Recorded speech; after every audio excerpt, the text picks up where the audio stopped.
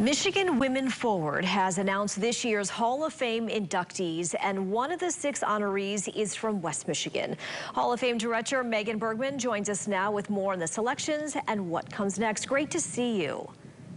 It's great to be here. Thank you. Well, what a great group of women. Of course, we're super happy for Diana Seeger, president of the Grand Rapids Community Foundation. I would imagine this is a really tough thing to get into.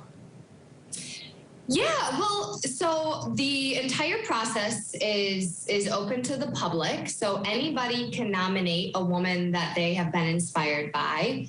And then those nomination forms go to a judging panel of which they apply a very objective rubric. And then the top scores are then inducted into the Hall of Fame. And Miss Diana Seeger, as you can imagine, had a top score.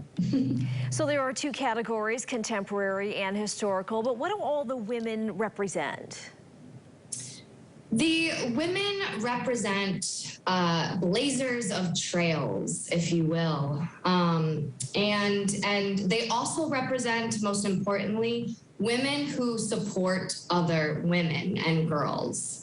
And that is what the Hall of Fame, the Michigan Women's Hall of Fame, is all about, is extending hands to those women and girls around the state who need a hand, and to blazing and widening of trails. And it was started back in 1983 as a way to honor the women's contributions in Michigan, probably at a time where they weren't really getting that recognition. Exactly. Dr. Gladys Beckwith, who is the founder of the Michigan Women's Studies Association, as well as the Michigan Women's Hall of Fame, started this at a time where this was not happening. This institution, the Michigan Women's Hall of Fame, is the first of its kind in the nation. And it still remains one of few state-based women's Hall of Fames. And I would imagine it's just more important than ever.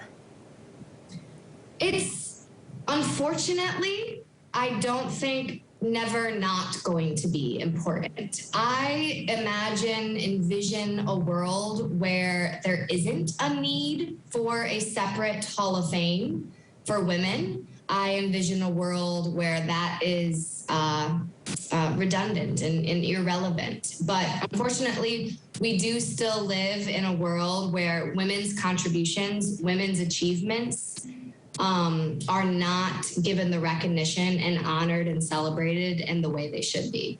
And these 6 women, they will be celebrated later in October, right? October 26th at noon will be the virtual induction ceremony that will be broadcast live.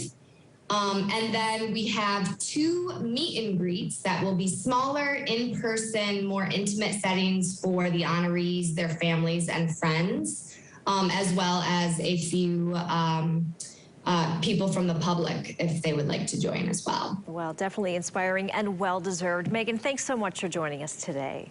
It is my pleasure. Thank you for having me.